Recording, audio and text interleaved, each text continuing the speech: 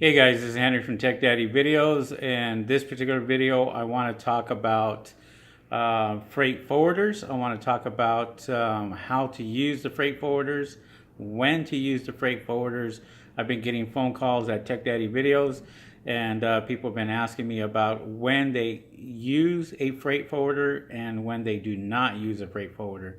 So it's kind of like unclear on this. So what I'm going to do is I'm going to talk about two different types of shipping. The first shipping is going to be by air. You really should not even use a freight forwarder when you're shipping by air. It's really not necessary. I will have a product and I will have it shipped directly to me, to my home from China. We'll use that as an example, and we'll get that and have them send directly to me, whether it's FedEx or UPS. So this is how it works. So when you are dealing with your supplier, what you're going to do is you're going to ask your supplier for the shipping costs.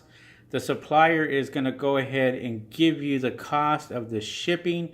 They're going to check with the agency, and the agency is going to tell them how much it is for shipping.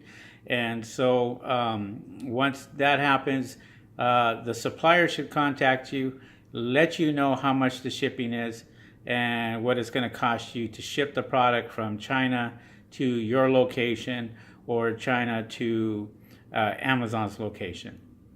Now, the only really time that you should use a freight forwarder, or you'll have to use a freight forwarder, is when you're shipping by boat.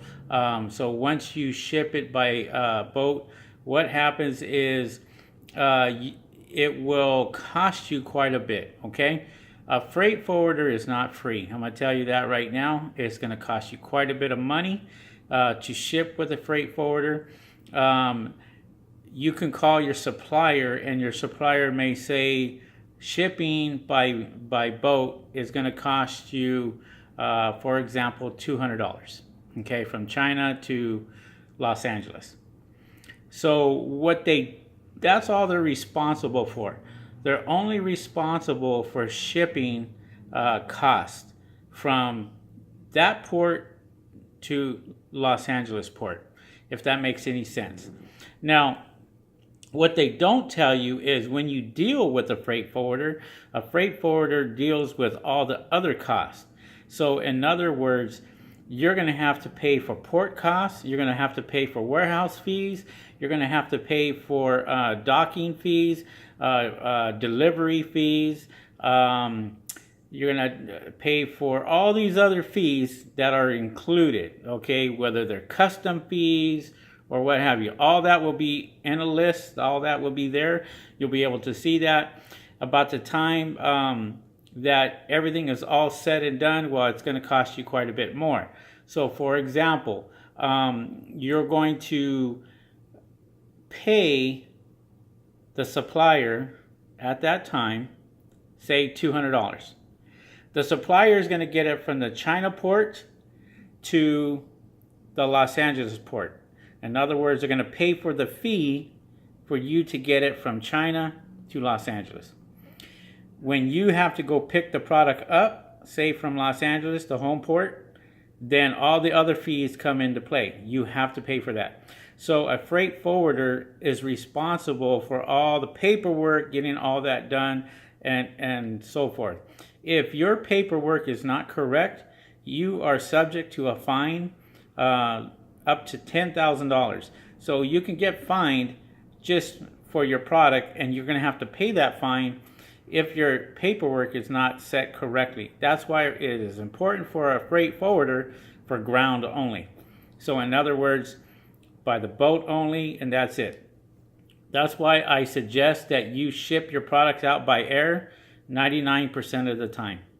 If you can avoid it, if it's a big order, if it's too heavy, then you have to ship it by boat, by freight. If it is light, maybe 1 box, 2 boxes, 10 boxes, and they go by air, and it's cost you $600 to ship it by air, ship it by air. It's going to be a lot cheaper than it is by shipping it by boat. By boat, it's going to cost you a hell of a lot more. And that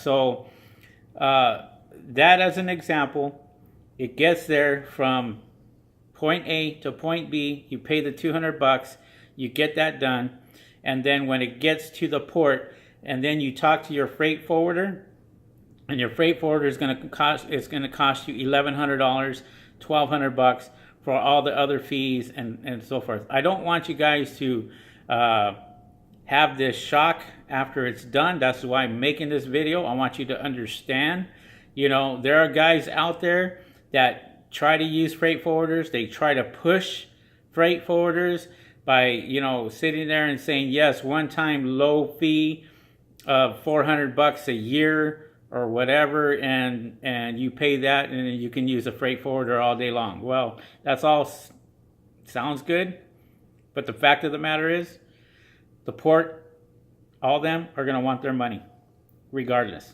So be wary of that. Look out for it. If you can not use a freight forwarder, I wouldn't use a freight forwarder.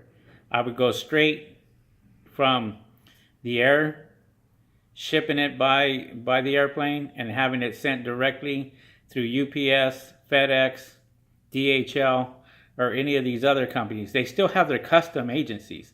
The customs are still there. The customs are still checking out your product, but you're not dealing with a third party. And that's what this video is all about. You dealing with a third party. That third party is not making money by sitting there and not charging you. They're going to charge you and they're going to make their money regardless. So with that being said, hopefully that cleared up as far as freight forwarders and what they do and when to use them and when not to use them. So let's recap here. 99% of the time, I would ship it by air, and I do not use a freight forwarder. I don't have to use a freight forwarder. But that 1% of the time when you're shipping it by freight, by sea, you will have to use a freight forwarder 100% of the time. Okay? And you will have to pay all the docking fees and all the other fees that come with it in order for you to get your product released.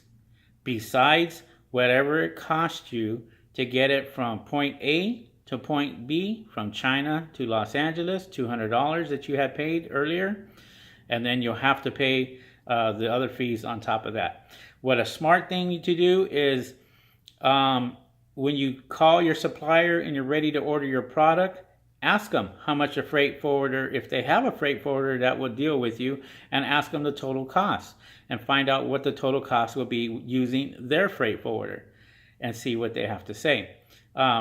It's not going to be $200, you know, to get your product here. It's going to be more like $1,200 to get your product here. And that's where, you know, you'll find out what it really costs you. So, all right, with that being said, guys, I kind of dragged on with this video about freight forwarders, but hopefully explained it to you. Hopefully you learned a little bit more. So once again, I'm Henry from Tech Daddy Videos. Please check out my videos on my website at techdaddyvideos.com. Check out my packages, check out everything else, and let's get you some training, and hopefully we can help you out, okay? You guys have a good one, and we will talk to you guys soon. See ya. Peace.